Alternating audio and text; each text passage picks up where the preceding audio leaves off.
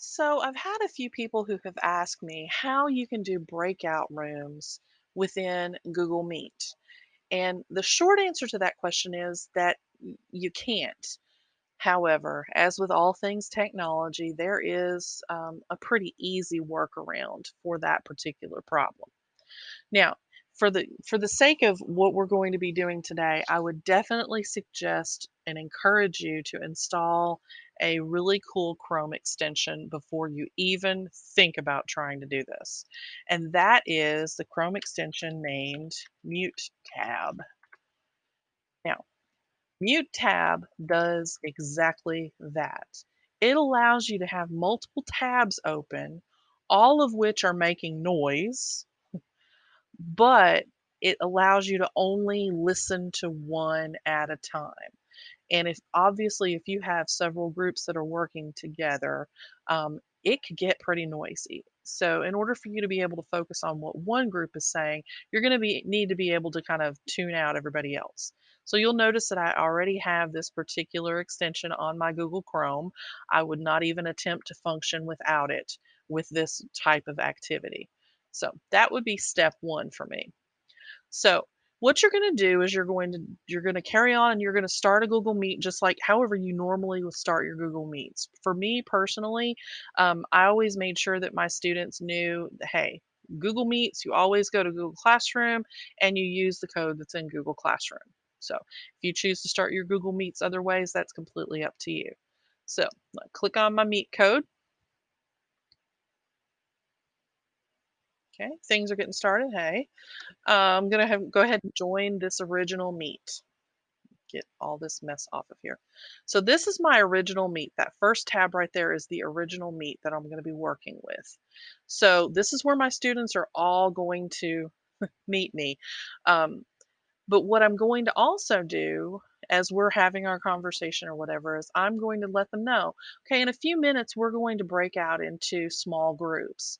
And what I'm going to be doing while we have the discussion going on here is I'm going to be creating those small group rooms for you and putting them over in the chat.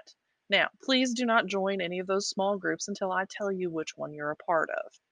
So I'm going to open up the chat over here and I'm going to proceed to create um, my group rooms. Now, you name them whatever you want to name them. And I'm just going to create a couple, but you can create an unlimited supply of these things. It really doesn't matter. So I'm going to call this one group one. Click on continue. So I have created the first group room. I'm going to go ahead and I'm going to mute that microphone and turn off that camera. And I'm going to join.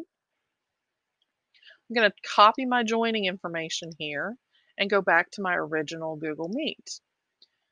So I'm going to put in the chat that group one is right there and send it on its merry way. Then I'm going to go ahead and create another one.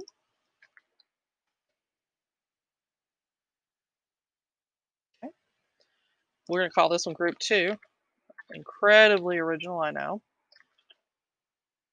But continue. I'm going to go ahead and turn off my microphone and my camera here as well and join this one. Copy the joining information here and then go back to my original Google Meet. And I'm going to put this in the chat. And you would do this with all of your groups, however many groups you felt like you needed, and have them all kind of floating around in the chat. Now, if you have concerns about this, you can go ahead and start your Google Meet a few minutes before your students are supposed to be there, and go ahead and put your group names and codes into the chat.